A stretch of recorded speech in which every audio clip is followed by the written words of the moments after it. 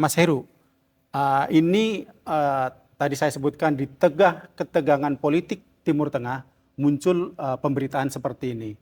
Sebenarnya apa kepentingan Amerika sehingga mengajukan proposal agar bisa melewati udara Indonesia tanpa perlu izin? Ya, baik Pak Fahruri. Ada dua sudut pandang Pak ya tentang hal ini. Kalau dari kacamata yang lebih besar, memang Amerika itu sangat berkepentingan untuk membendung hegemoni China. Jadi di sini ada dua superpower, baik di bidang ekonomi dan pertahanan. Dan Amerika itu mulai melihat bahwa negara-negara Asia itu sangat bergantung pada China dalam investasi, dalam perdagangan, dalam ekonomi, dan juga dalam skala tertentu dalam soal pertahanan. Nah, kemudian yang kedua dalam skala yang lebih sempit. Jadi Amerika itu tidak suka bahwa China itu mengklaim hampir seluruh wilayah Laut China Selatan. Jadi saking tidak sukanya, Amerika itu mencoba menghimpun negara-negara Asia, terutama di Asia Tenggara. Ayo kita musuhin China bareng-bareng. Seperti itulah kampanyenya, bahasa kasarnya seperti itu. Dan Amerika sendiri juga cukup agresif melakukan ini, Pak. Jadi beberapa kali mereka itu mengirim pesawat destroyer, kapal destroyer misalnya, atau frigat dengan senjata lengkap, memasukin kawasan Laut China Selatan, seolah-olah menantang. Jadi mereka menamakan itu Freedom of Navigation Operation, FONOP singkatannya.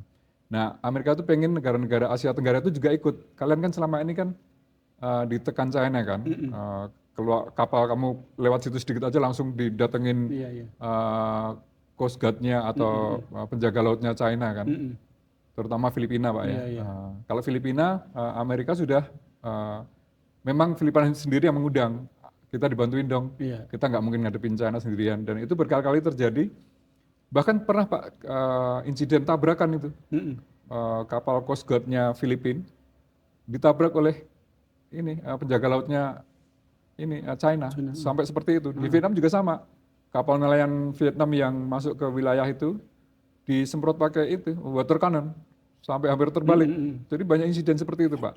Nah makanya Filipina itu mengundang Amerika untuk angkatan lautnya untuk bergabung. Bahkan kadang-kadang mereka mengadakan latihan perang maritim bersama gitu. Nah Amerika ingin Indonesia juga seperti itu, karena Indonesia memang salah satu, ya kita emang negara terbesar di Asia Tenggara kan Pak ya.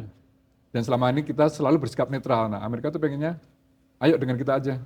Memang kita tidak punya kepentingan banyak di Laut China Selatan, tapi jangan salah juga, beberapa kali kapal berbendera China itu masuk ke wilayah Natuna.